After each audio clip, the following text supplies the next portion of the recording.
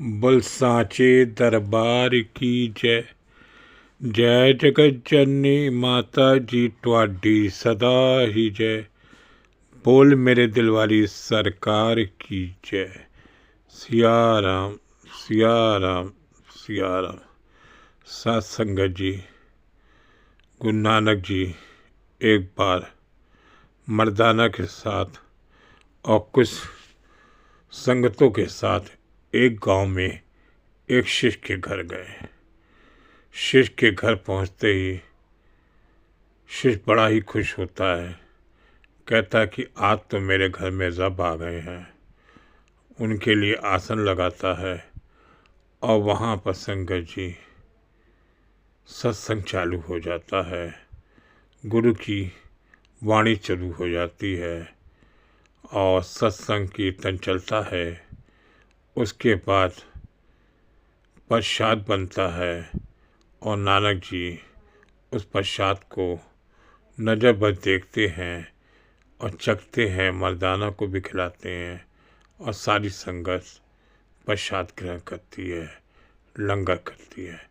धीरे धीरे गांव के लोगों को पता चलता है कि शिष्य के घर में रब आए हैं, नानक आए हैं। सारी संगतां सुनने के लिए, वाणी सुनने के लिए इकट्ठा होती है और गुरु नानक जी कुछ दिन तक उसी गांव पे शिष्य क्या रहते हैं। धीरे धीरे शिष्य के पास पैसे ख़त्म हो जाते हैं। रोज़ सुबह शाम लंगर चल रहा है। अब वो पत्नी से कहते हैं कि लाओ कुछ बेच दें। पत्नी कहती मेरे गहने हैं और उसके गहने बेच के भी संगत जी वो अपने रब के लिए, अपने नानक के लिए लंगर चलाता है। फिर गहने भी ख़त्म हो जाते हैं। कुछ घर में बर्तन होते हैं पीतल के, उसको बेच के संगत जी वो लंगर की व्यवस्था करता है। पत्नी से पूछता है अब क्या है। वो कहती है अब एक छोटा सा बच्चा सुहागा मैं और आप हैं। सब संगत जी उस समय गुलामों की मंडी लगा करती थी। सती प्रथा थी, बाल प्रथा थी, जो हमारे गुरु गोविंद सिंह ने और गुरु तेग बहादुर जी ने उसको नानक जी ने समाप्त किया। उस समय संगत जी अपने बच्चे को वो गुलामों की मंडी में ले जाता है और संगत जी उसकी बोली लगा देता है। कहता है कि मेरे घर रब आए हैं, मैं इसको बेचना चाहता हूँ। उस समय संगत जी बच्चे खरीदे जाते थे, घर के काम के लिए जमींदार रख लेते थे और उनको पैसे दे देते थे और 8-10 साल के लिए वो उस घर के नौकर बन जाते थे। संगत जी उस शिष्य ने सुहागे को एक सौदागर के हाथ बेच दिया। एक सौदागर ने कहा इतना सुंदर सा बच्चा है तो इसे क्यों बेच रहा है। उसने कहा मेरे घर पे रब आए हैं, मुझे उनके लंगर की व्यवस्था करनी है, इसलिए मैं बेच रहा हूँ। सुहागिन को बेच देता है, सौदागर से पैसे लेके घर आता है और पत्नी से कहता है लंगर बनाओ। पत्नी पूछती है सुहागा नहीं दिख रहा। कहते मैं इसको गुलामों की मंडी में बेच आया हूँ, क्योंकि उसको बेच के ही तो पैसे इकट्ठे किए हैं, लंगर बनाओ। पति के आंखों में आंसू आ जाते हैं और पत्नी भी रोकर संगत जी लंगर बनाती है। लंगर बन जाता है। इधर भजन कीर्तन सत्संग चल रहा है। फिर नानक से कहता है, अरदास करता है, हे गुरु जी आप प्रसाद का भोग लगाओ जिससे सारी संगत को उबारा जा सके। अब मेरे अंतर्यामी नानक जी समझ गए। कहते हैं कि बेटा वो छोटा सा बच्चा सुहागा नहीं दिख रहा, वो बड़े प्यार से मुझे लंगर खिलाता था और गुणवाणी सुनता था, वो कहाँ गया। तब पत्नी कहता है बहुत दूर गया है नानक जी, देर हो रही है, आप प्रसाद ग्रहण करो, संगतों को भी खिलाओ। तब गुरु नानक जी कहते हैं, मैं ये लंगर नहीं करूँगा जब तक सुहागा नहीं आएगा। सुहागा कैसे आता? सुहागा तो सौदागर के हाथ पे पति बेच आया है। सिख कहता है, नानक जी जब वो आएगा मैं आपके पास भेज दूंगा, आप लंगर चखो, संगत को देरी हो रही है। तब नानक कहते हैं, नहीं, मैं सुहागा के जब तक नहीं आएगा मैं लंगर नहीं सकूंगा। तब पति पत्नी रोते रोते कहते हैं, सुहागा बड़ा दूर चला गया है, हमारी ताकत नहीं है उसको लाने की। अगर आपके अंदर शक्ति हो, अगर आप चाहते हो तो आप ही ला सकते हो, हम कुछ नहीं कर सकते।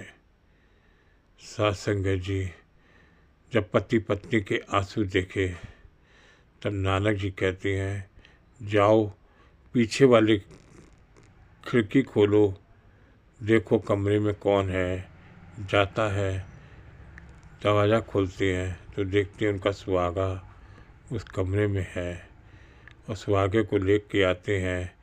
संगत कहती है, सुहागा कैसे आ गया, ये तो बंटी में बेच आया था। तो गुरु नानक कहते हैं, जो मेरे सेवक होते हैं उनके बच्चों के, उनके लालों का कोई खा नहीं सकता। मैं ही सौदागर था जो मैंने इस बच्चे की रक्षा करी। तभी तो नानक कहते हैं कि जो मेरी शिष्य का, जो मेरा सेवक है उसके ऊपर आँच नहीं आने दूंगा। और सुहागा गुरु नानक के चरणों में गिरता है और प्रसाद ग्रहण करते हैं। संगत जी नानक भी सौदागर थे जिन्होंने उसको खरीद लिया।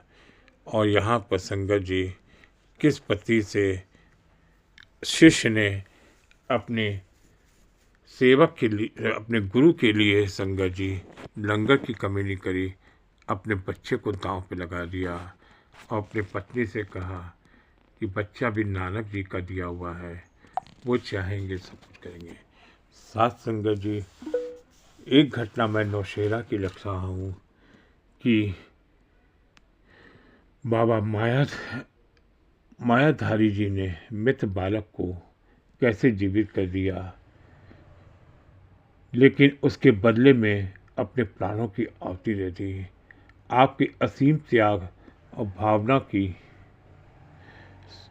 को बाबा जी ने अपने सेवक यहाँ पहुँचे। स्त्री ने उस रोज प्रसाद करने के लिए बाबा जी को निमंत्रित किया था। देव योग से क्या हुआ कि आप खाने के लिए भोजन तैयार कर रही थी और उसका बालक जो कुछ रोगग्रस्त था सहसा अधिक बीमार हो गया और उसने प्राण खो दिए।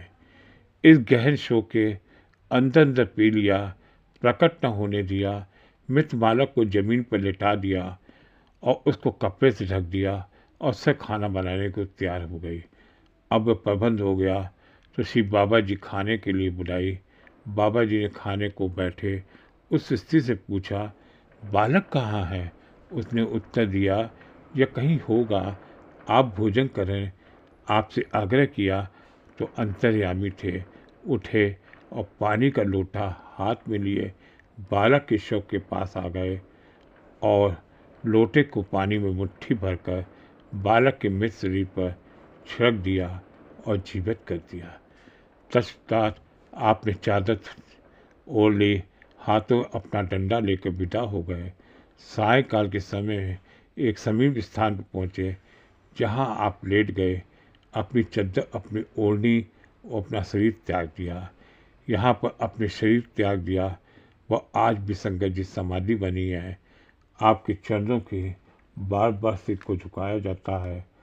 आपने अपने सेवक को, घर को तो सुधार दिया, एक मिसाइल काम कर दी। जिस शरीर के मनुष्य को क्या करना है वह तो नश्वर है और योगी के लिए आपने परित्याग कर दिया। श्री महाराज जी के पिता बाबा बिशन सिंह जी भी अपने सेवक को दर्शन करने के आपकी खबर लेने नौशहरा से बाहर दौरा किया करते थे, मगर अपने सेवक को निहार करते थे। और श्रद्धालु दूर दूर से आपके समाधि पे आकर अविवेक की समाधि दर्शन करने आते थे और मनोकामना पूर्ति करती थी और अपनी यथाशक्ति श्रद्धा के साथ पुष्प भेंट करती थी। श्री महाराज दिलीप सिंह जी भी बालकाल से दूर स्थान पर जाकर दर्शन करके मन वांछित रचनाओं को विश्वास करते थे, पूर्ण रूप से आपका परिचय देते थे।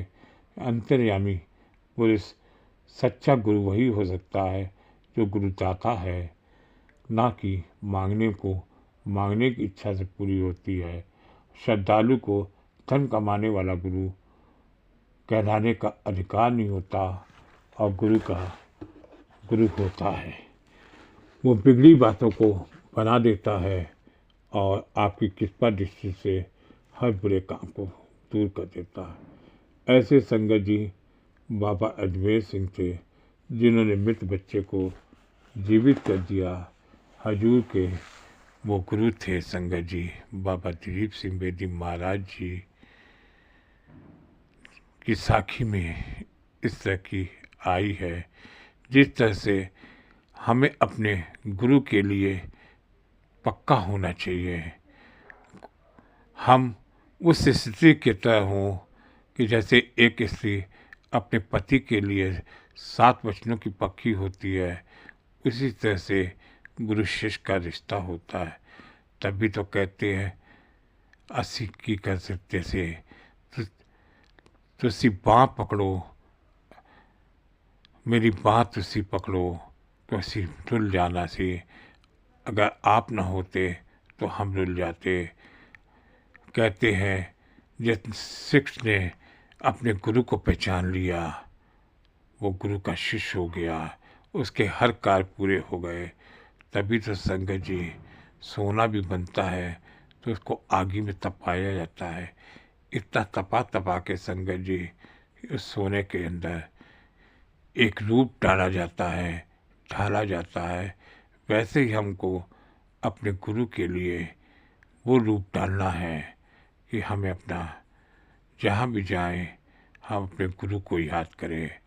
हमारे गुरु के अलावा और कोई नहीं बाबा दिलीप सिंह बेदी महाराज है, जिसके हम शिष्य हैं। बुल साचे दरबार की जय, जय जगत जननी माता जी त्वरती सदा ही जय।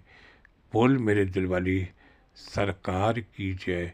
सिया राम सिया राम सिया राम।